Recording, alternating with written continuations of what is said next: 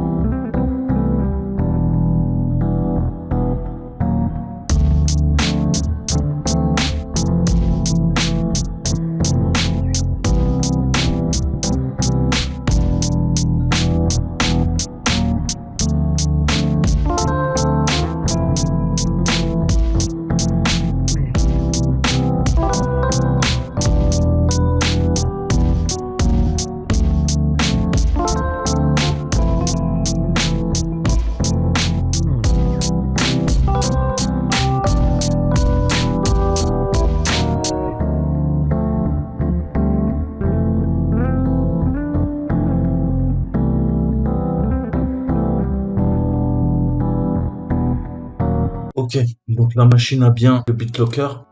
Maintenant, on va commencer notre analyse forensique.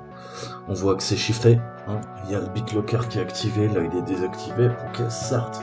Donc, dans la vraie vie, on a du matos, hein, pour faire des clones de disques durs. Je vous dis tout le temps, il faut jamais arrêter la machine, hein, quand vous faites de l'analyse forensique. Là, encore une fois, c'est une démo. On a pas mal de choses. Qu'est-ce que j'ai d'intéressant? Je peux faire un dump mémoire. L'avantage, c'est que il y a déjà VMware qui me le fait. Je vais dans ma machine virtuelle et on voit qu'on a un dump mémoire là. Celui-là, on va l'effacer. Je vais en prendre un plus récent. Voilà. Et vous voyez qu'il y a deux choses intéressantes. On a le WDMK ici, Windows Server. Donc là, on en voit un qui fait 200. C'est assez étrange. Et un autre qui fait 58. D'accord? Et on a un fichier même. Hein, donc celui-là, on peut s'en servir aussi pour travailler dessus, faire de l'analyse forensique de mémoire. Nous, ce qu'on va faire, c'est qu'on va travailler sur celui-ci. Le VDMK, c'est le format VMware. Je vais utiliser un utilitaire pour convertir ça au format RAW et on va lancer notre attaque. Donc je lance avec KEM Image. Je lui demande de convertir le VDMK. Hein, on travaille sur notre image. J'ai pris la petite. Elle est où la petite? Voilà. On convertit le fichier VDMK au format RAW. Je lui donne en entrée l'image et je lui demande en sortie de me sauvegarder ça dans un fichier qui s'appelle image.raw. Donc ça va prendre quelques minutes, il y a 60 Go à traiter. Naturellement, plus votre PC est rapide, plus vous utilisez des SSD, plus ça va aller vite. Là, j'utilise un disque dur classique, hein, je suis à peu près à 120-140 MB seconde. Donc voilà, je vous laisse faire le calcul. Ça va prendre un peu moins de 10 minutes, peut-être un quart d'heure. Je vais voir, je vous reprends tout de suite après. Donc, hormis la nomenclature, hein, le nommage des clés, qui peut légitimement nous pousser à croire que la NSA a mis son nez, et les autres agences du renseignement, enfin ça n'engage que moi, comme d'habitude, on va voir un bref aperçu, hein, comment on peut, de Windows 7 à Windows 10, tout simplement récupérer la clé principale. Hein. BitLocker chiffre avec une clé, tu n'as pas cette clé, tu ne peux pas déverrouiller le lecteur, ça empêche les attaques physiques. Techniquement, qu'est-ce que je peux faire? Je peux récupérer les disques durs de ton ordinateur, je les mets dans le mien, et avec n'importe quelle distribution Linux, je peux accéder aux partitions NTFS, d'accord? Ok, donc après un petit peu de galère, après avoir généré un profil, ça n'a pas marché. Et étrangement, je suis sur la dernière version, vous le voyez, c'est un Windows Server 2019. Et pourtant, ne me demandez pas pourquoi, c'est la beauté de la chose.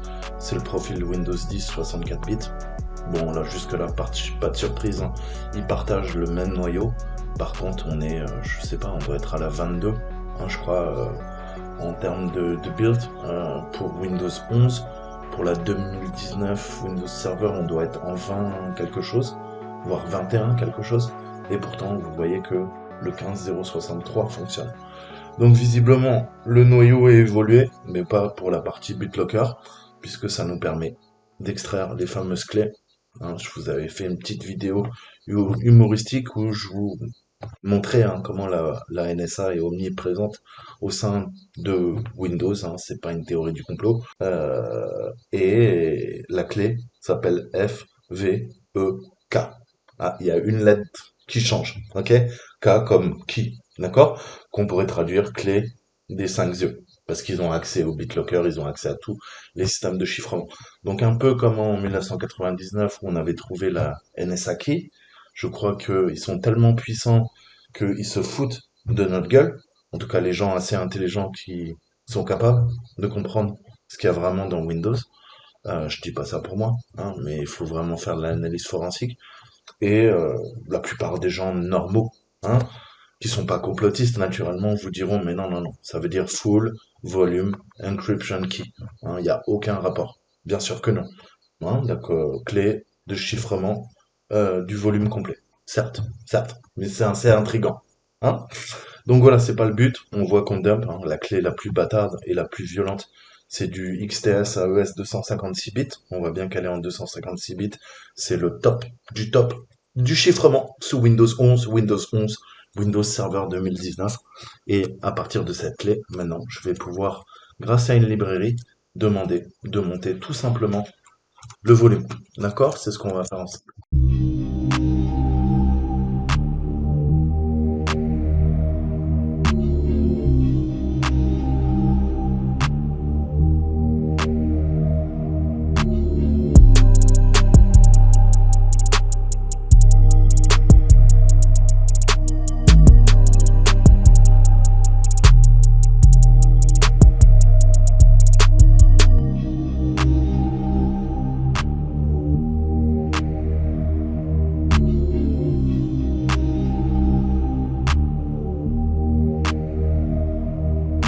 Maintenant, on peut demander le montage.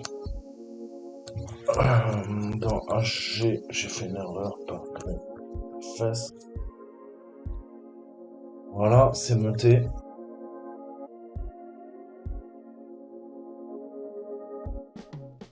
Vous voyez qu'on arrive à lire BitLocker Discovery Volume. ACR, on a tout ce qu'il y a. Là, je suis dans le C2.Windows. On a l'explorer.exe. On peut se balader sans problème. Je peux aller dans Help. Et dès que j'arrive à lister, je peux copier les fichiers, je peux tout faire. Voilà. Donc voilà comment on casse du BitLocker. Voilà. Il y a plein d'attaques. Certaines qui marchent pas. Mais on peut attaquer le TPM via du cold boot, on peut forcer la réinitialisation du TPM.